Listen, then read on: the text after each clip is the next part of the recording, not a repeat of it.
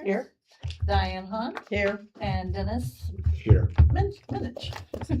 It's All right, actually let's minutes, stand for but the Pledge of it's Allegiance. good old- I pledge allegiance To the flag of the United States of America and to the republic for which it stands, one nation, under God, indivisible, with liberty and justice for all.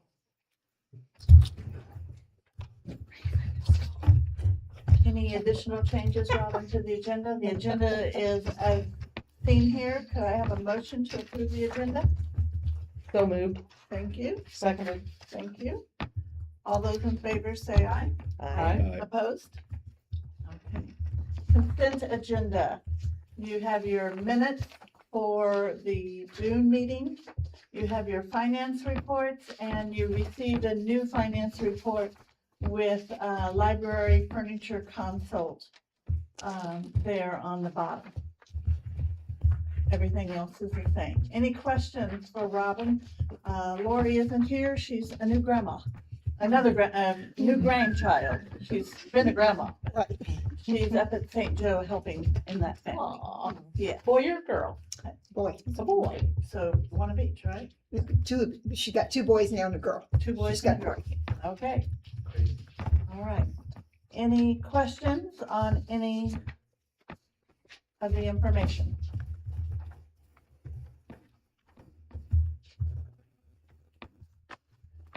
All right.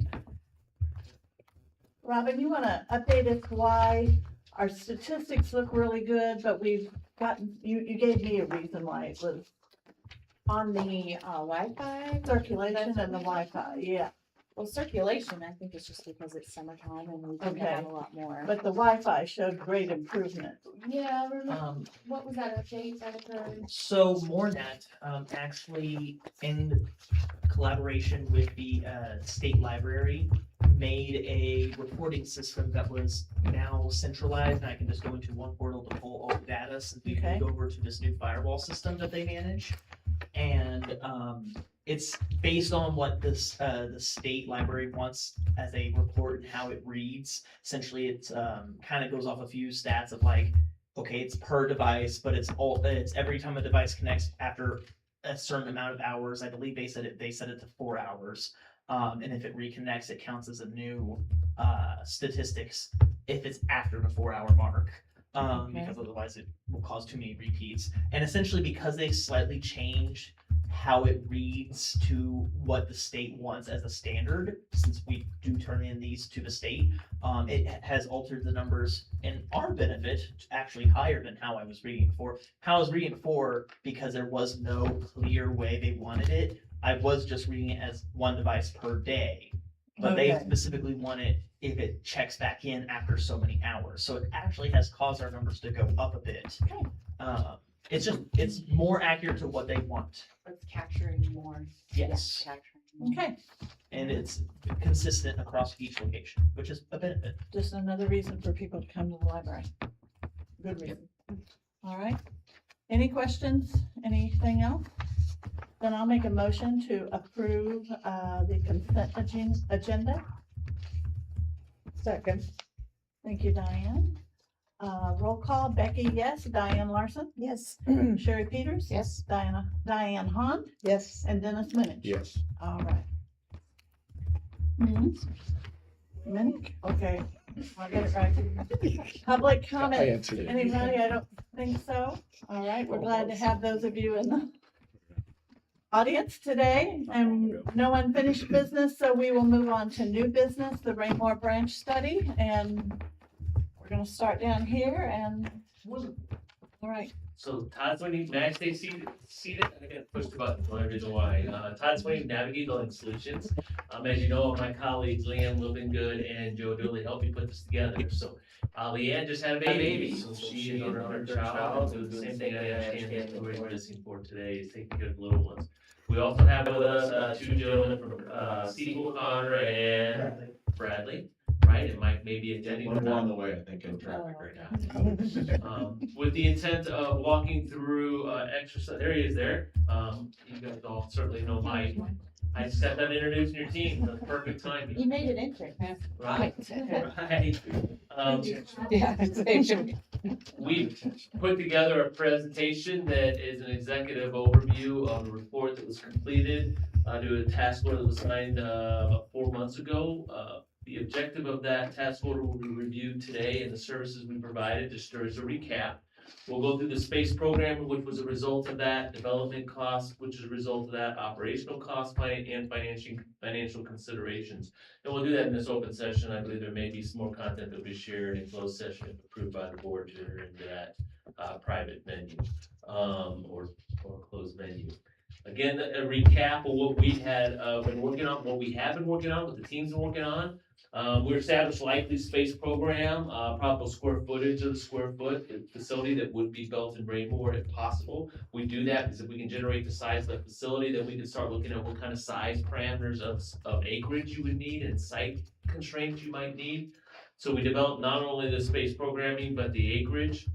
We established anticipated construction costs for the facility, giving a low-cost site or a high-cost site, because that's really the variable that is unknown at this time. So we gave you a range, knowing that the facility costs would be very similar and finishes to what you're doing now, you're currently building. So the building in of itself, we can lock in pretty good on price, but there's some variable to the site. So we got a high and a low. We developed an operational cost model. This is a brand new library, so you gotta know that, hey, look, this isn't gonna be the same as relocating this one, where you're moving staff, you're moving collections. So Robin and her team will walk you through that. They generated the information on what it would cost to operate this on an annual basis. We then reviewed this with Steve to say, hey, look, what would be financial considerations you guys might want to take under consideration should you choose to advance any aspect of it? An aspect might be a purchase of land for future down the road. It might be let go, which could be the case. Who knows? But nobody's asking you to make that decision today, but we're trying to inform you with the information so that you've got factual content to allow you to start, thinking through what's the next move with Raymore. Also, we're giving you information tonight with the intent that if you got additional questions, we can hear them and get you the information you need. And then lastly, after we've done that, again, there is some discussion. We were tasked with reviewing potential sites, very similar to what we did here in Harrisonville, looking across the board. We have done that. And then prepared informational presentation, which is here in front of you today. So that was the scope of work. This particular presentation covers 1 through 4. Okay. Should we get into a discussion on sites, I believe that would be handled in a different in the closed venue. Space programming. So we want to walk through that real quick. Joe and Leanne put time and your administration team, probably more them than anybody else, quite frankly. Robin and Lee really took the programming. And a programming statement, a space program, is essentially square footages by space type. So we've got collections. We need this many square feet. We got in this one, we don't have administration, so we don't need those, 10 offices, and we don't need that. We don't need this. We need the separate conference room for that. And it's taking these actual square footages for the Harrisonville and striking things that aren't needed, which would drop it lower, right? Harrisonville is about 15,000 total, 3,500 square feet for admin and 11,500 for the library. So right off the bat, you think, wow, Raymore should be 11,500. Well, with the exception of their study and analysis suggests that Raymore would have more books, would have more collections and so forth. So that number starts to go back up. What about if we use a little bit larger community room, because right now we're set up for 60. So we've gone through that. And what we've done is we've program modeled after the Harrisonville branch, key modifications from Harrisonville. That's what I was talking about. When we take their spreadsheet, what modifications, deductions, and adds were made to it, we deducted the fingerprinting notary. We have a dedicated fingerprinting, notary, and passport space. So there was an add. Larger community room and multi-purpose. So in Harrisonville, we were looking at a 60 person community room. In Raymore, we would be looking at an 80 person. That's an added square footage. Deduct, no genealogies, which we didn't end up doing anyway, but we still had that square foot program. No admin space, that's a big chunk that was taken out. So we have 2 small adds. Right now we have 2 big deducts. We have a larger library storage for system-wide storage. That's an add. We have a larger workroom, storage, work table area, dedicated crafting, puzzle table, quilt display area, potential early literacy special space, no loading or receiving. So the other 3 I just mentioned were adds. This would be a deduct. touch table, children computers, laptop, that was an ad. Again, these were some of the small workstations out in the middle of the library that they really felt we needed to improve upon in this new facility if we were going to build it. And then additional office space for growth. So there are always offices associated with the branch, administration in of itself. And the idea of having 1 or 2 extra people there would make sense. Because again, Raymore, if it were to be built, the impetus is that it's a focal point that serves a larger constituency and has a potential for growth than what was being programmed for Harrisonville. Okay, so those are the ups and downs. We take that and we use it to generate space program square footages for each space. Right? What it was at Harrisonville, what went up, what went down, what percentages there are. So you can see common space totals, multi-purpose spaces, adult services, youth services, circulation, that's how we broke it down. Netting a total square foot of 14,937. Okay, so we are recommending a 15,000 square foot library, not library and admin, but library. So it's a larger library complex due to what's anticipated in Raymore based upon future projections than what you would have at Harrisonville, who carried in their 15,000 library and admin. All this can change. You will eventually hire an architect, right? An architect should be able to establish efficiencies and drive out square foot that's not necessary. Maybe it was a little too conservative right now. Our job in working with this team is to present to you a scenario that it would be the worst case scenario. And it gives you the ability to plan for a cost and budget that should never be exceeded because we've established a benchmark of what everything that could be in it, we've got covered. If you were to choose as a board to say, look, we don't want to spend that kind of money that we're going to show you in a minute, we want to downsize this, there is room for that.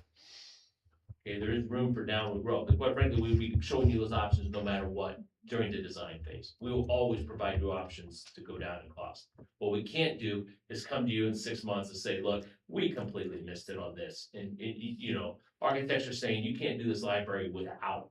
That would be a mistake you guys don't deserve. It's not what you're paying us for. Make sense so far? All right, so we're suggesting a 15,000 square foot building. We have development costs for that. Our costs are again based upon Harrisonville. Use what you have in front of you, right? We just went through a bidding cycle and actually secured competitive bids for your project, so we know unless we change something materially from what we did with the Harrisonville, it should land similar in cost. Well, one material change is the swap of square footage, right? Actually, I'll go in order so I follow along with my slide. Again, the first thing is, do we anticipate a structure or facade? We would make it look pretty similar to, in context of what you have at Pleasant Hill and Harrisonville, because those two have similarities in how they're laid out. Interior finishes, we would have the same level of interior finish. Site work's a wild card. I'll tell you about that in a moment. You're gonna see a range. Added and deleted square feet. Absolutely. We took out admin, which was office heavy. We brought back in library, which is open, so it's a less expensive square foot add in some cases. Programming, added scope of work, escalation. We are also looking at escalation. We built in 3 years at this point, not knowing if you might do it between now and the next 3 years, but that's a consideration. We felt that you should have a window of opportunity, and if it goes beyond that, let us know. We'll give you an escalation what we think it will be beyond 3 years. Right now, quite frankly, prices aren't going and skyrocket on us. I mean, we've had a lot worse conditions than we do now. But there's still 2 to 3% escalation a year that we're anticipating. Okay.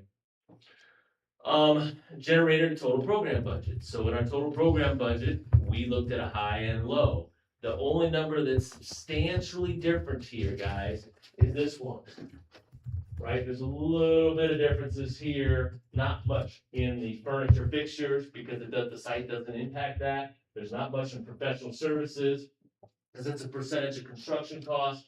Technology is the same. Financing, acquisition could be a little different. We gave you a range for procurement of ground as well and put it in here.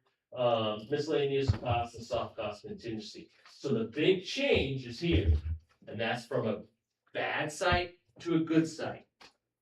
Okay, a site that may have stormwater detention might be flat, or a bad site. We got to clear a bunch of trees and add a lot of dirt. So we try to give you a range showing you the different sites. And we can talk through that later. as a reference, you're running 8.3 now. So we're suggesting if you build a similar build size building with good site conditions, you'll be about $1 million more than what you were to build a facility in Harrisonville. $1 million has a lot to do with 3 years of escalation, tweaks some pricing and so forth, but it felt very realistic to us. We built these numbers without this in consideration. You have to. You have to do a gut check. Remember when I did the same thing with Harrisonville? I built out all the Harrisonville numbers and I brought in the actual bids from Pleasant Hill and I showed you. I didn't spend as much time or have as detailed of an analysis here, but because I think we've gone through it before, but that is a reference point, okay? You get into a really bad site, which we didn't have with your Harrisonville site was pretty good. I mean, it was a flat site, got it for a decent price. All good. We do that again. And Harrisonville, we're still running with $600,000 in contingency, so you might have some money coming back towards the end of this thing. You will have money coming back at the end of this thing. Okay. So if you guys consider doing anything in Raymore, which you may or may not, it's your choice. We're trying to give you some information suggesting that if you do a branch in Raymore, it could run in that $9.3 million range. We're suggesting it be a 15,000 square foot library based upon information. We're going to give you a report that allows you to go through it and see all the different assumptions we made, right? This is an executive summary of a picture of what this could look like. Now, you guys all may be thinking, no way, we're not doing 9.3. That's the direction we need to know. Because if you give us that direction, we come back and we can work through the numbers, work with Mike, work with the team, and say, okay, what's the smallest library we could do that might still meet the needs? What would we be giving up? Let's not do a community room in this one. We have one in Harrisonville and Pleasant Hill. Let's just not even do a community room. We can't afford it. Those are all options we can discuss.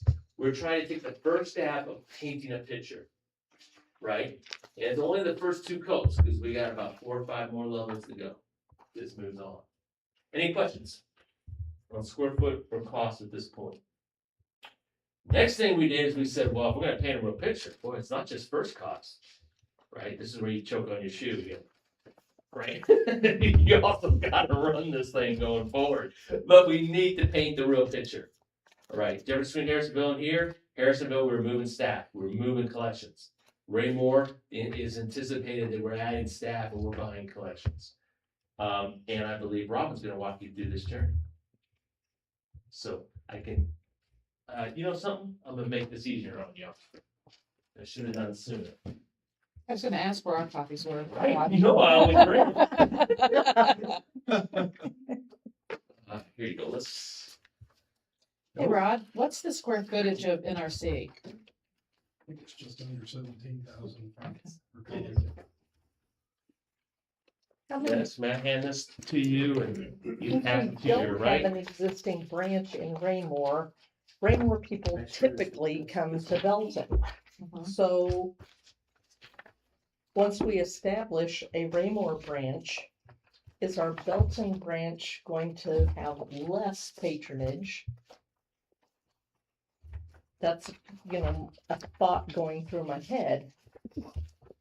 We rent right now for the Belton branch. And where that leads So will till we 35? downsize when we see what happens at the Belton branch to a smaller facility? Will the Raymore branch suddenly blow up because now it's new and everybody wants to go from Belton over to Raymore? Mhm. Or will more Raymore people start using the Raymore branch and we'll have even more library patrons? Well, I predict a lot of that is what's gonna happen, a lot of those things. And, just to compare, so we built Pleasant Hill. Now Pleasant Hill already had a branch and it was Right. small, or smaller. We built Pleasant Hill and opened it in, 2023. And since then, we've seen an increase of 56% active users that are Pleasant Hill patrons. And our annual visits have more than doubled in that time and sustained. And that's in a community where there already was a library. So I think that's a good indicator. New buildings attract people. I think we're gonna see it at Harrisonville as well. And then I do think it's going to attract new library users who currently don't use Cass County. who live in the Raymore and surrounding areas. I do think it's gonna pull a little from the Belton area, but that bridge and all of that is still always, I think, just gonna be, I know they're gonna improve it, and it's gonna take years to do all There of was that, something on the but, news about that, yeah. just this week. The bridge will not be open in 2028, maybe part of 2027. I can also say that a lot of people, if they work in Lee Summit or use I-49 going north, they stop at Grandview, at Mid-Continent, and use their library. It's crossing that bridge, right, Rod? You know, and they come home through the back roads of, Because of that traffic yeah. issue. through Lee Summit and from Grandview down County Line Road and such to get onto particularly the eastern side of Raymore. And they stop at, there's one right there, and there's 3 libraries in Lee Summit. And they stop and use them a lot. Timing on this could be interesting too, because if we were to have a Raymore branch that is established and open before the lease ends at the NRC, that ends in 2036. We got 10 more years at the NRC where it currently is. There's an opportunity then to see whatever impacts or where is everybody going, and then determine what do we want to do in the Belton area after that lease is up. So, but yes, I think Raymore would eventually be our busiest branch in the library system. Right now, NRC is, but they're also trying to manage that whole northern part of the county, so. 50,000 people. Yeah. Between the 2 towns, there's 50,000 people. Which leads to this slide here, because we kind of used the staffing model that we currently have at the NRC to inform what we are projecting we would use in a Raymore branch. We would have the same type of operating hours, so we'd still need the same type of staffing coverage. We would still be offering the same variety of programming for children, teens, and adults. And at the NRC and here we have full-time specialists that focus one on children, one on teens. So we would do that there. There's a slight difference just because the NRC has a little bit more of a variety of different types of part-time staff that we've kind of moved away from with the part-time flex position. So you'll essentially see fewer staff, but more staffing coverage with what we're projecting. And this is just a plan. It's not a hiring decision. As if, we move forward with the building and everything, that would be looked at even further. But we try to give as comprehensive of a look by including what benefits and retirement and all that stuff for these staff members would add up to annually, so that we could see potentially what we'd be spending in personnel there. And to be on the safe side, yes, we just added that to what we're currently spending now. So there might be things that shift and shake out over time, but we didn't get that granular in this. So again, the board had made a decision 2 years ago to advance, or a year and a half ago, correct me, please forgive me if I'm wrong on the exact timing, but to advance Harrisonville and to budget and consider the acquisition of property for Raymore. And Robin and her team and you approved going forward with an exercise that said, if I'm gonna spend anything on ground, we need to have a sense if it's a viable investment for the long-term actions that we may or may not consider as a board. If I'm gonna put any amount of money in the ground, what would a new library look like? It could look like $9.3 million in first cost, and it could look like $500,000 a year in operating expenses, which is a big cost in comparison to what we were talking about for ground. And we didn't want the ground, you can put money in the ground because it's a little number and say, yeah, let's do it.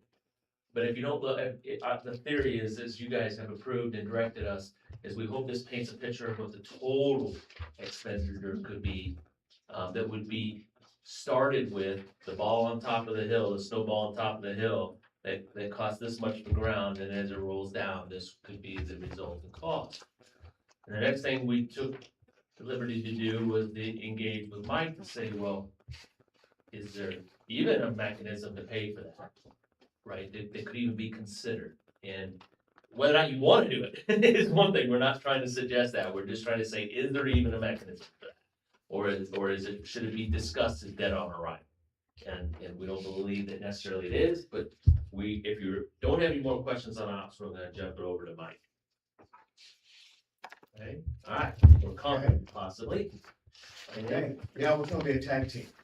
Alright, For sure. Or Drew. Yeah, and first of all, apologize for being late, I underestimated traffic, so I'll try not to do it You again. never know what it's like.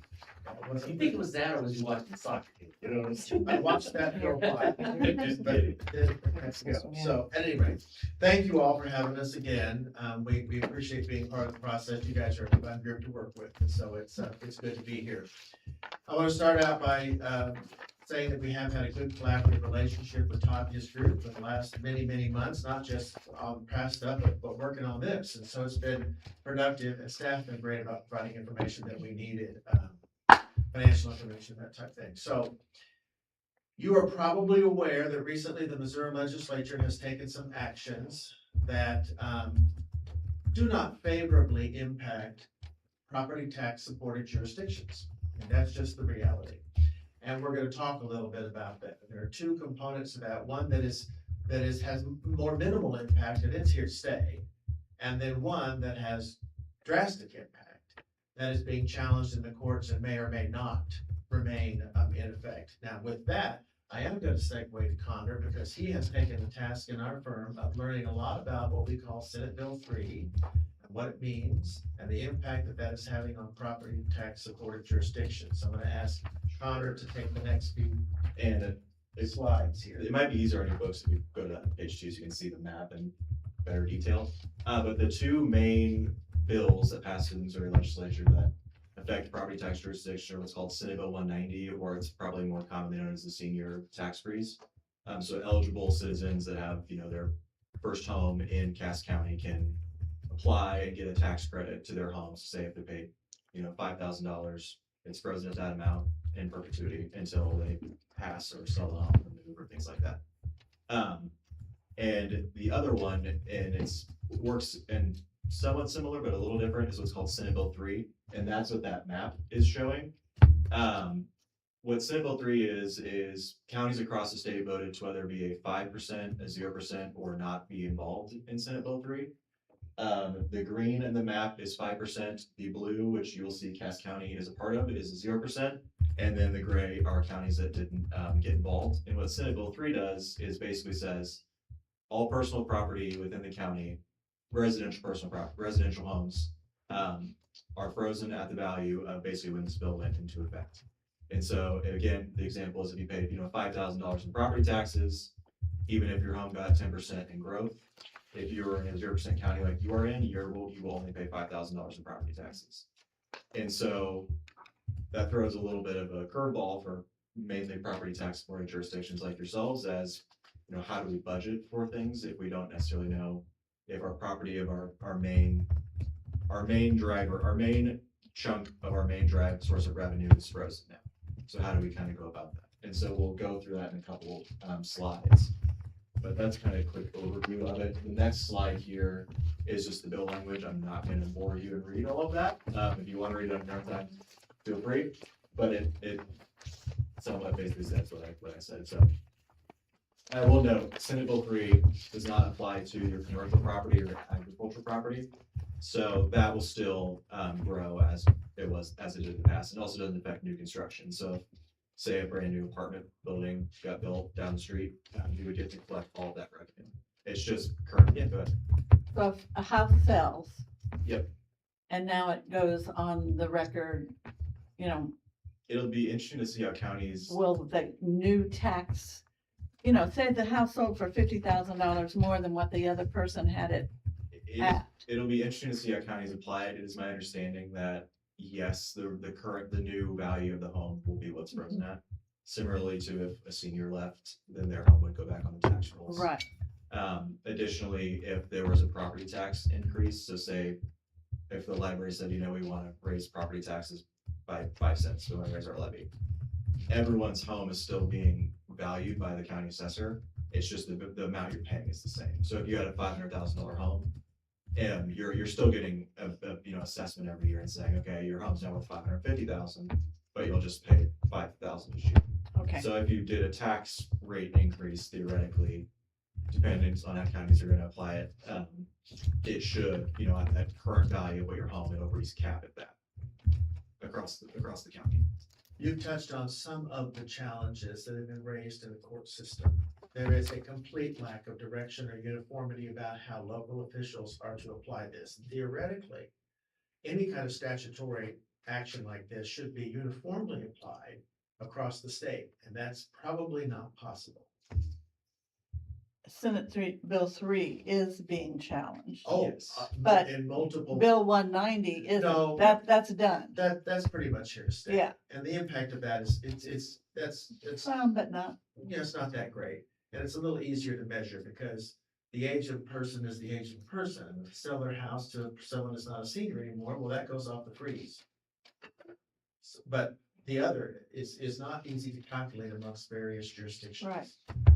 And we've had this senior property tax credit as long as you were a senior who applied for You have it to apply for it. in Cass County for 2, maybe 3 years Yeah. already. Yeah. Yeah. So we have a little history A little there history. to look at. Yes. And then this 2 slides past the map is a sort of a rough estimate of the revenue impact of what Senate Bill 3 will be to the library and really any public jurisdiction. So kind of some quick blurbs about it. Your operating tax is still subject to Hancock. So if you go over the rate of inflation, your tax levy will roll back like you guys have seen over the past, 20 or so years. These are tax credits, so it's not, basically you're doing your tax rate form before you know the amount that you're crediting back, so you kind of get it twice, unfortunately. So you're still subject to Hancock until state tax forms are adjusted, which hopefully that will be done soon. So that's another thing that we're kind of taking into consideration, which is why Mike will touch on it, but we're being really conservative about how we're going about this, because we don't want to put the library in a bad spot. And what did I say? Yeah, and the tax credits are on the individual tax bill, like I mentioned. And so this chart at the bottom here, I was trying to show, it's a tax freeze. So this year, it's not gonna be horrible because you're only losing, theoretically 1 or 2 years worth of revenue. But, 5 years down the road, the loss to the library is about 400 grand that you're gonna, forego in revenue. And then 25 years down the road, it's 2.4 million.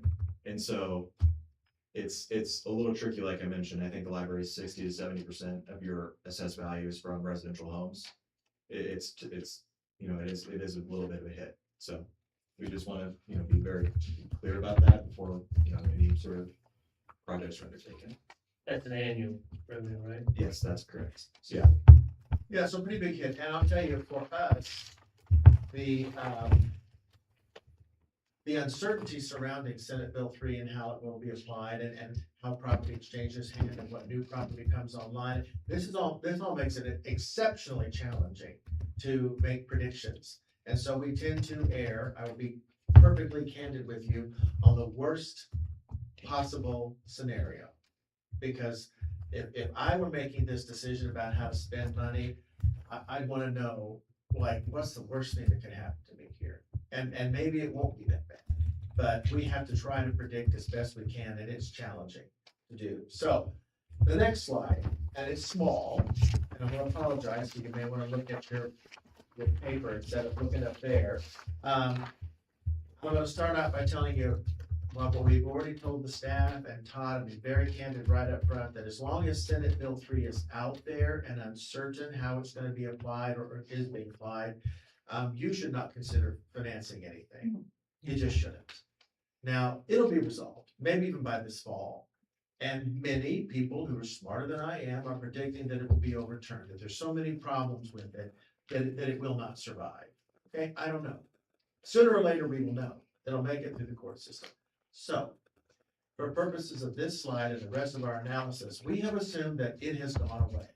All right, so it's no longer in the picture. But that Senate Bill 190 is, because we think that's here to stay, and we know how to deal with that, okay? So Senate Bill 3 is gone. Senate Bill 190 is still here.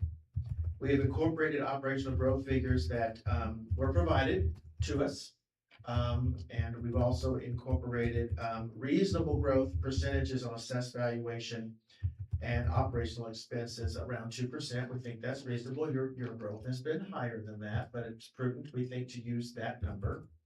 And we've calculated 25-year financing. So there are two scenarios here, 6 million and 8 million. We did not run a $10.2 million scenario because I am confident that we are not going to be comfortable recommending completely financing a 10.2 or more facility with debt.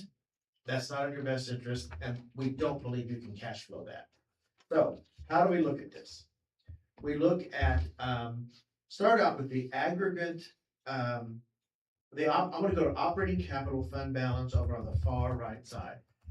Your district has a good fund balance, okay? You should be very proud of that. You have money in the bank. So the way we look at this is we take your estimated income every year, we take your estimated operational expenses, and then we layer on debt service for either a $6 million or an $8 million financing. And then what does that leave you with? And that is the column that you end up with adjusted down on, it's the one use in parentheses, and you don't do that, of fund balance. So it's the leftover amount when you look under 6 million and $8 million. So for instance, looking at 2026, which might be the first year of a financing debt service, it probably won't be as long as, I mean, we're already in July, so it's probably gonna be 27, but let's look at that for a minute. Debt service on a $6 million issue is $534,250. Debt service on an $8 million issue is $712,000. That means that netting out income minus expenses plus debt service for the year, a $6 million financing leaves you with $385,000 plus. A $8 million financing leaves you with about $208,000. So that's your cushion then every year. And that can be added to your ongoing reserve from year to year. The $6 million cushion is obviously larger than the $8 million cushion.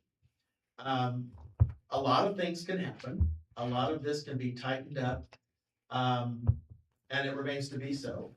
But I'm coming quickly to the opinion personally, and I think all of us are, that even an $8 million debt financing could be a stretch that you might not want to take. That's your decision, not mine. There is a sweet spot, I think, someplace between 6 and 7, closer to 7, that you could probably comfortably debt finance and then fill in the balance with philanthropic fundraising or the use of some of your reserves. I want to remind you of something we went through during the credit rating process. And you had a good credit rating come out of that process. And again, that's the work that you've done. You should be proud of that.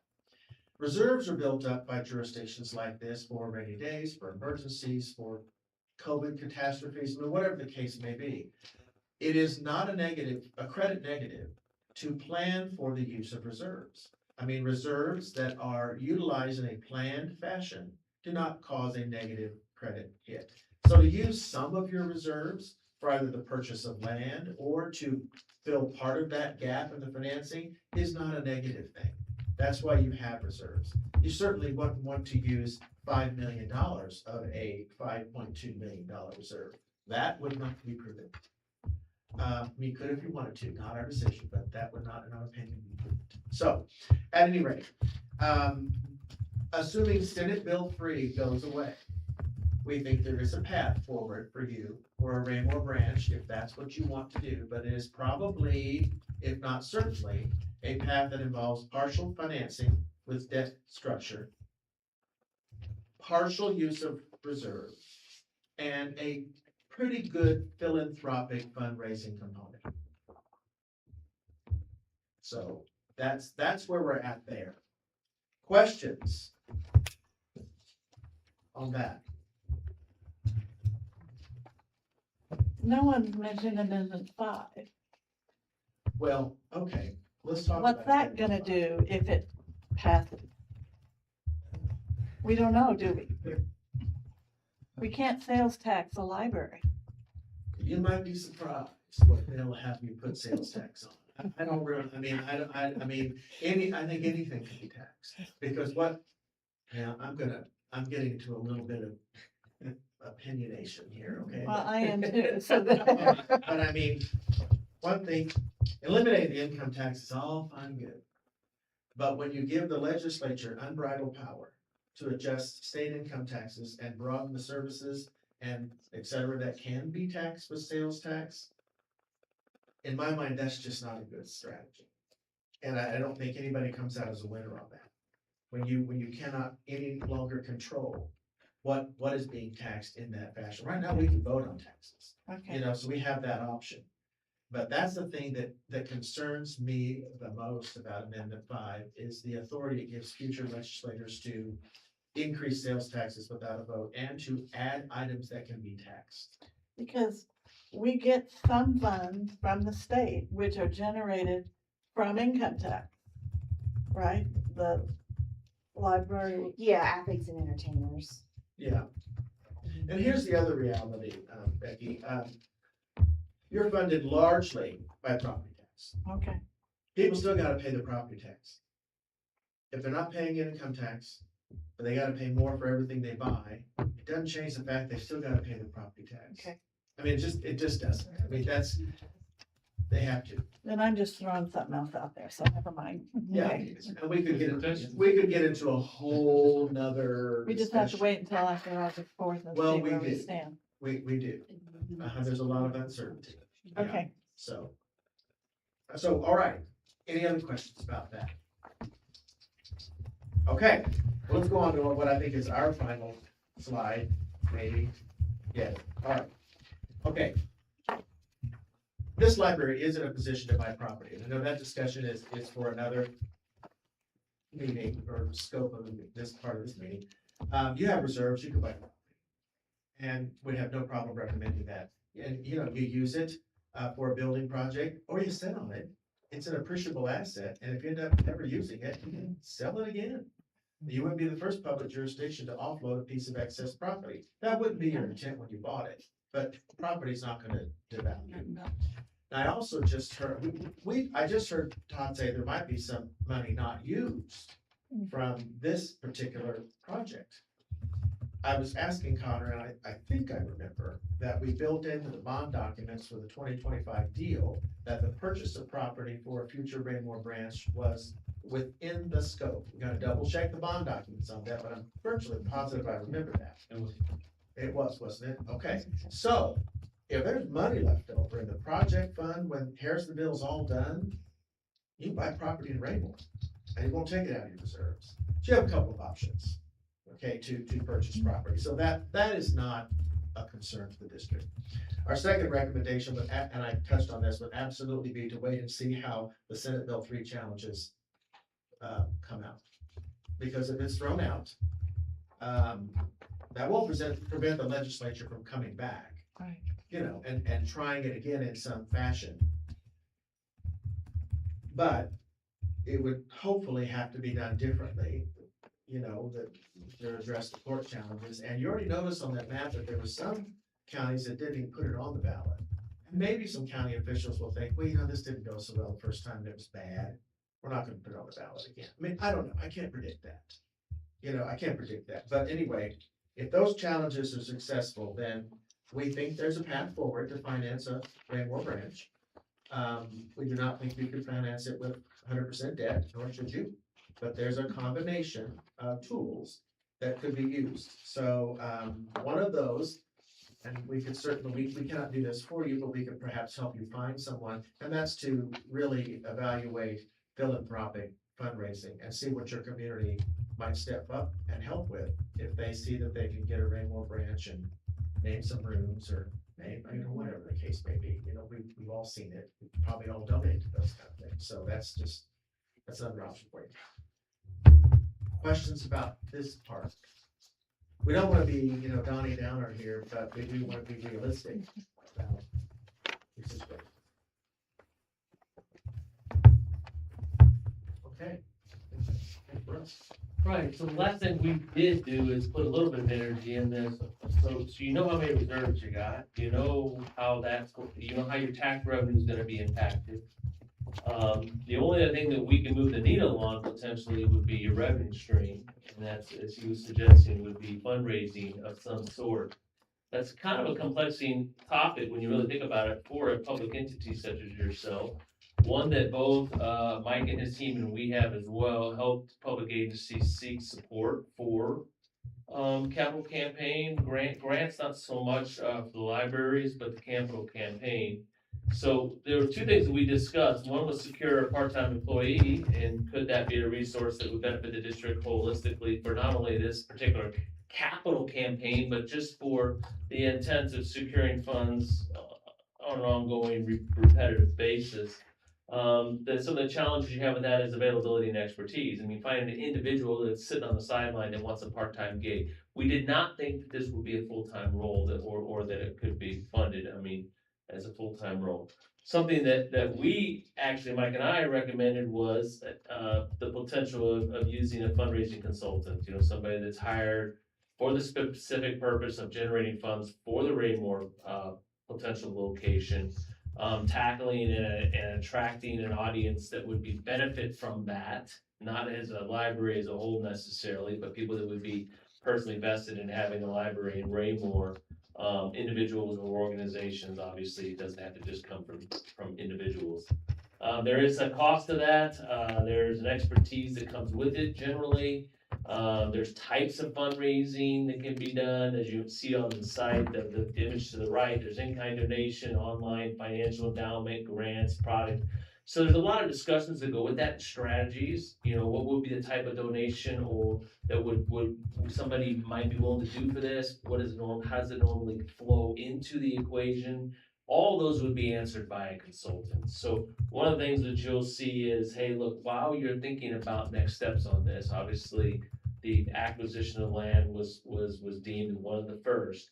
Another would be is there an idea or an aptitude to go out and through an RFQ process, since you are a public entity, issue an RFQ and see what type of companies would be attracted to this assignment.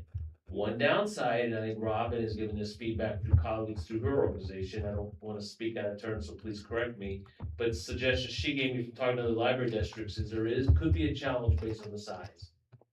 You know what I mean? There's a set of tasks that these financial, and I agree with that, because I've worked with them on other projects, there's a set of tasks they want to accomplish. That set of tasks costs this amount. If you're doing a campaign for 20 million or a campaign for 2 million, it becomes a higher percentage of the return on investment. The RFQ process would net that out. We would ask them to give that analysis, identify, see if we can't find some smaller firms that might be eager to take on an assignment like this, and try to structure it and bring those recommendations back to you so you could make a decision whether or not you want to spend any money trying to get somebody to donate. You know what I mean? Which would be the question. And whether or not they think there would actually be an audience for it, they do that analysis as well. What do they think the maximum potential would be for something like this? So that would be the next step on the financial considerations. If we need to hit the shortfall, then or a shortfall, based on what he was saying, if you did 7 million and we're 9, there's 2 million sitting there. Now, granted, with the savings from Harrisonville and the potential land that moves the needle some on it. Could downsize, tighten the library a little bit, that could move the needle on it. Or we could go after an approach like this and see if we couldn't secure somebody. It's not something Navigate does, not something you do. It would be a third party. We'd help facilitate the selection of that person, but that would be it. Or entity, not necessarily a person. Any thoughts? So again, throwing out ideas, guys. This is information. Well, if I remember correctly, and I think you guys have already addressed it, when we did the bond issue, we specifically said land acquisition in Raymore. We did. So I think that's obviously a step we need to take. kind of looking at the early numbers on this, it seems to me like it's probably a little early to be approaching anything else, but I do think we need to pursue, I mean, that was part of the bond, that was part of the promise. And to me, that's the part we need to explore and then start putting the other pieces in. I agree. Land is not growing in Raymore. It's No. shrinking every week.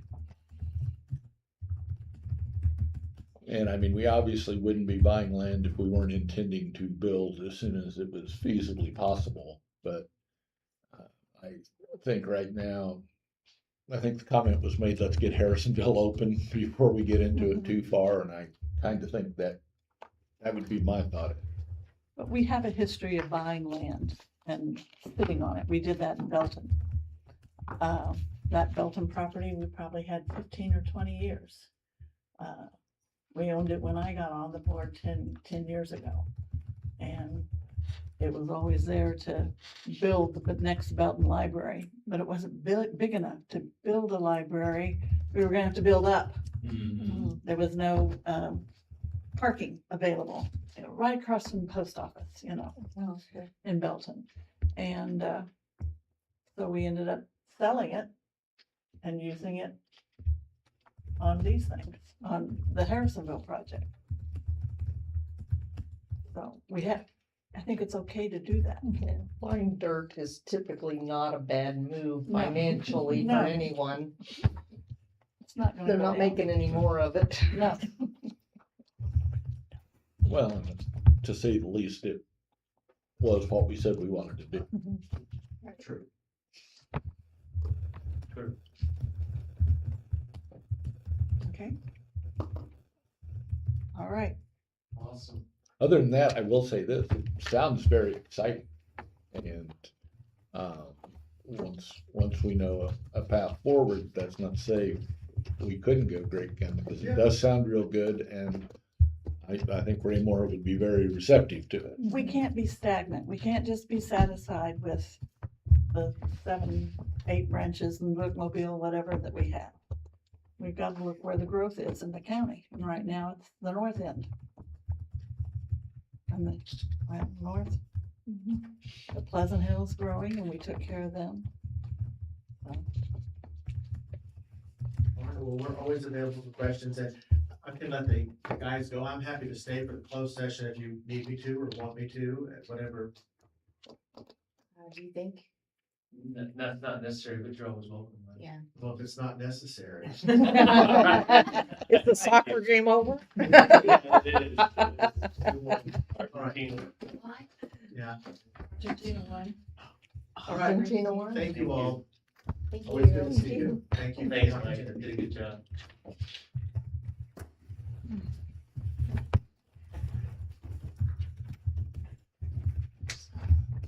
All right, we'll move on to the election of board officers.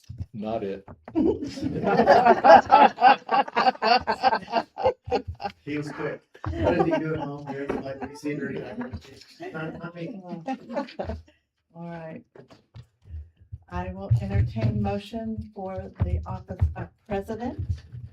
It would be my great pleasure and honor to nominate Rebecca, and I wish I could mispronounce your name just to get even, but You can say clean. to remain as president of this board. I second that. Any other nominations? Nominations are closed then. We'll do a roll call. Becky Klein, I'll abstain. Diana, Yes. Sherry, Absolutely. Diane, Yes. and Dennis. Yes, All right, that one's taken care of. We will go to vice president. And I would nominate Diane Hahn. And I will second that. Any other nominations? All right, roll call. Becky, yes. Diana, Yes. Sherry, Yes. Diane, I will abstain. and Dennis. yes. All right, thank you, Diane. And treasurer, I am pleased to nominate Sherry trying to have Peters. I know that. Are you but I trying to can't- mispronounce I'm trying to forget. Sherry. And I'll second it. Any other nomination? Then in a roll call, Becky Klein, yes. Diana, Yes. Sherry, Abstain. Diane, Yes. and Dennis. Yes. All right, that is our slate of officers for the next year. Dennis, are you willing to continue the CCIC closeout? What's necessary for this? Yes. Thank you. And I will continue to serve on the foundation, if that's all right. All right, that business is done. Resolution 07-1526, which is a resolution, our code of ethics. We don't need that state. Robin, do you have any comments about it or anything you need to lead us through? Really, this is just, you're re-upping what it was. Every 2 years, you have to go ahead and adopt this and refresh it if it needs it. I had Lindsay take a look at it. She said we're good, nothing needed to be updated on it, so. Okay, Move we approve. I'll second. thank you, Dennis and Diana. Any further discussion? I'll do a roll call. Becky Klein, yes. Diana, Yes. Sherry, Yes. Diane, Yes. and Dennis. Yes. All right. We'll move on to the Assistant Director, Lee. Okay, just a second.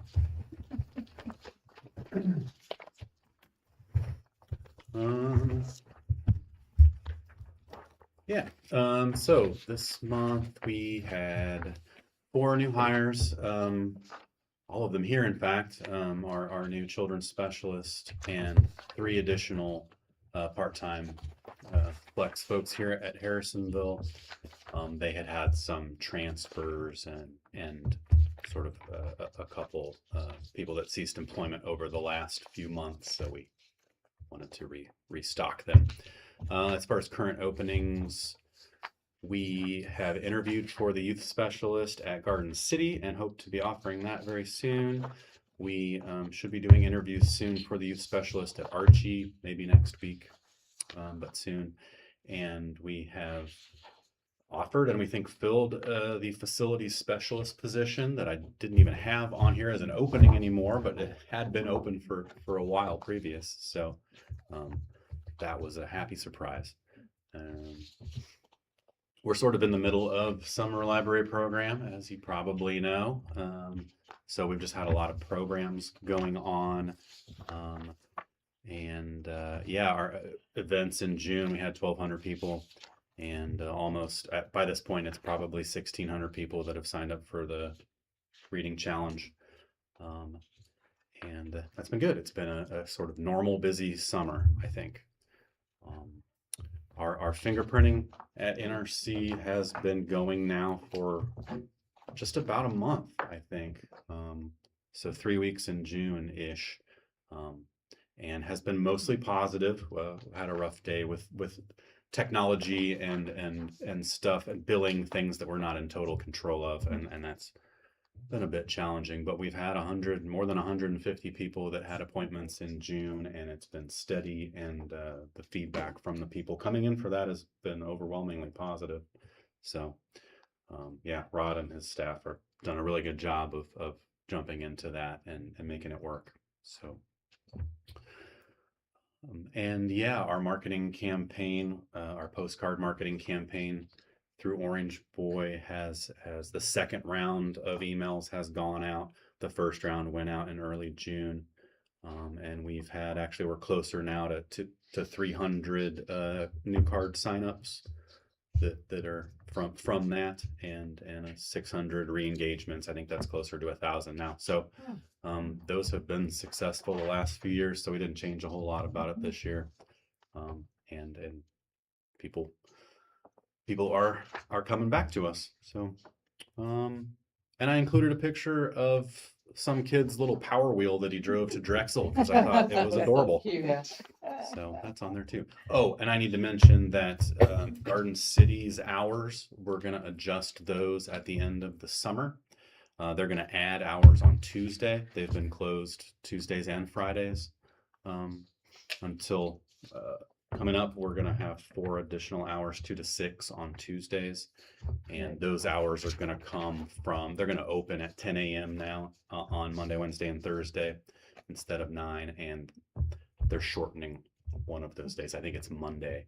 They're closing an hour early. Just based on all of the circulation times that we saw, those were the easiest ways to shift the hours without adding the need for additional staff. So we're hopeful that Tuesdays will be helpful for that community, and we'll see who shows up. So that starts Monday, August 31st. That's all I've got. Thank you. Mhm. You have your monthly review. If there's anything you want to ask Robin or Lee, you can do that afterwards. Robin, director updates anymore? Yes, I've got several things. In your packets, you have the full audit report, for 2025. And, like I said in the last meeting, it was a clean audit. There were some recommendations made, that are documented in there. The one, that's related to our budget amendment process. It will probably change a little bit how we do, budget amendments each year. And the suggestion was basically that if we do anything that's kind of significant, either under or over the approved budget over the course of the year, that at least by the end of that year, we go ahead and do an amendment to reflect it in the approved budget. And what brought that up on this particular audit was the $2 million that we pulled from our reserves last year to put into the Harrisonville Project Fund. We didn't anticipate that when we adopted the budget, and so it wasn't in there as a line item, and the auditors would like to see that. And so they say that a lot of municipalities and do that on a regular basis. So this year we'll have construction costs for Harrisonville that haven't been in the adopted budget. So when we get to the end of the year, anything that's like that, Lori and I will go through, and then we'll do that in a board meeting to kind of clean that up for the audit. The Harrisonville building, the construction continues to move along on schedule, and we were out there today, and the exterior framing is almost done, and there's a roof structure on it, and I think were they expecting asphalt tomorrow? Is that what you're saying? Yeah. Just the base, obviously the finish, the top coat isn't gonna be on yet, but, that'll make it a cleaner, the flies are bad today, guys. That'll make it a cleaner work site too for everyone to come in. But yeah, we're gonna start seeing a lot more activity over there as the trades start coming in, and starting on their project work, so it's going well. And then we're still waiting, on the story walk panels. It shouldn't take much to get them installed when they're here. We just need them to get here, so they're not here yet. And then we also learned that the Recreational Trails Program grant awards, so we applied for that early in the year, to contribute to funding the next phases of the story walk, which included connecting the building in an ADA accessible way, connecting the story walk to the building, and putting perhaps maybe a parking area off of Independence Street there. And I guess they've had some staffing changes, and so rather than finding out about that this month, which was the original timeline, they're pushing that to September. So we just moved that to check on it in September to see. And then we're also set at Pleasant Hill to move forward with getting their access control installed later this fall. In September, we wanted to wait for summer library program to be over before we did that project. So, and then also in your packet, I just did a very brief mid-year budget review and just kind of touched on a few of the things of why they're higher or lower than 50% on your budget line. So to date, we've spent about 42% of the budget, and what's pretty usual is personnel is down a little bit below that, but that tends to be the case because there's fluctuation in vacancies. So not every position, we're not always 100% staffed. Actually, we're never 100%. Okay, look at me. So yes, that's no surprise. The technology line, the majority of that budgeted line was for Zach's project to replace all the public computers system-wide, and he did that early this year. So there's no other big projects in that line that we planned for this year. Professional services will increase a bit once the fees for the audit come through, and then of course the legal fees are significantly down with some just changes in settlement of the litigation, and then we've moved beyond all the contract negotiation stuff associated with the Harrisonville project now that it's in construction phase. So, but anyway, pretty much this is pretty standard. This is usually about where we are in the middle of the year. So. I was gonna update you quickly on strategic planning. Not that there's been much activity, but just that we're still working on it. Staff surveys are gonna go out here in August, followed shortly thereafter by the public surveys. And again, the goal is to have our results available to work with that on staff development day as a library system.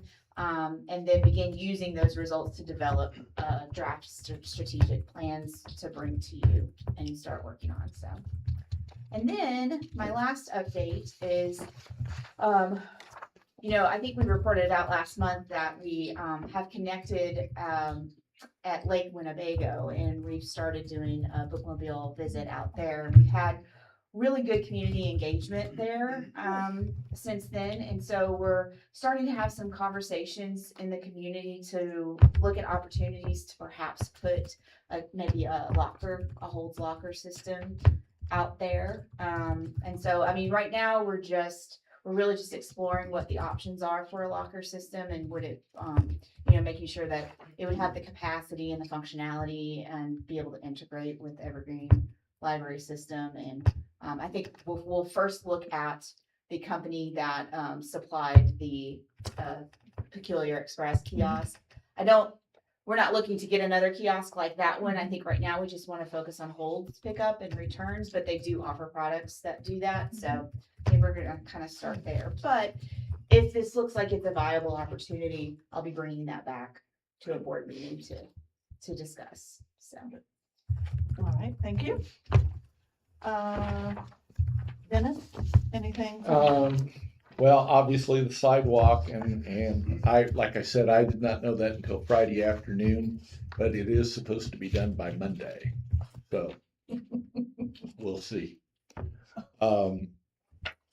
And they replaced, I believe, a generator or whatever it was that was broke down.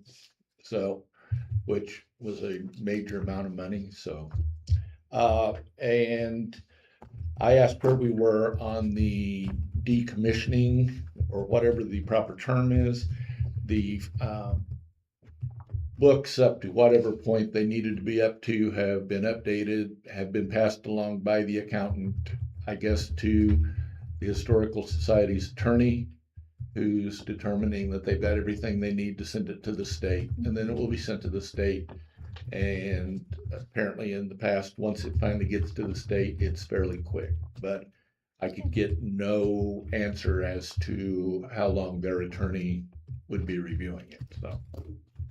Okay, thank you. The foundation met Monday night. We were talking about philanthropy. If you remember this is minimal philanthropy. The front of the library is going to have 4 spaces for bricks that people can have etched with a name, or aren't there 4 spaces? Yes. And Robin provided us with this. The bricks would be 4 by 8 or 8 by 8 if you had a big message that you wanted to put. And our treasurer has also been talking with a gentleman within the 2-county area that does this etching. And so we might think about, we're going to put all the bricks in at least two of the holes. And then we would start selling these bricks for a minimum of like $100 or $150 for the bigger one. The gentleman here in the county so they need to be sure that they're either granite or kiln-fired bricks. That so, his etching holds up. And so we're still gathering information and we'll work with the architect and all of that. But, we hope to have some stuff by early fall, especially if you're having authors in. This might be an opportunity to hand out. And then we'll also can go to all the county, like the Rotaries and the Optimist Club and things like that. And the book clubs, there's book club people that would buy a brick in a minute. And so, we will get that going, but, there's a little bit of fundraising that comes off of that too. That could go into the foundation for the foundation to spend on other things, or, maybe the foundation could work together on that part-time person for philanthropy and help get our foundation a little bit organized better too. So it's just some things to think about. Sure. As Robin and I and the foundation have discussed trying to up the activities of the foundation in a more public manner than just 4 meetings a month. All right. Any other trustee comments? Robin, I have a question. Do we need to meet earlier in August for the levy? We can, I guess it's up to you. What we have historically done is set, the levy hearing about 15 minutes prior to our normal, board meeting, in August, so that we can hold the hearing and then go into your regular board So session. that would be 3:45 for the levy hearing and 4 o'clock for our regular meeting. Right. Okay, so if you'll make note of that, please. I don't think that takes a vote or anything. I don't think so. All right, then, I will entertain a motion to go into real estate. I move we go into executive session for real estate, Missouri Grove Stat 610.021. Thank you, Diane. Second? I'll second. Okay. Roll call vote. Becky, yes. Diana? Yes. Sherry? Yes. Diane? Yes. And Dennis. Yes. All right. To the vice president, that's the shit. We are going to adjourn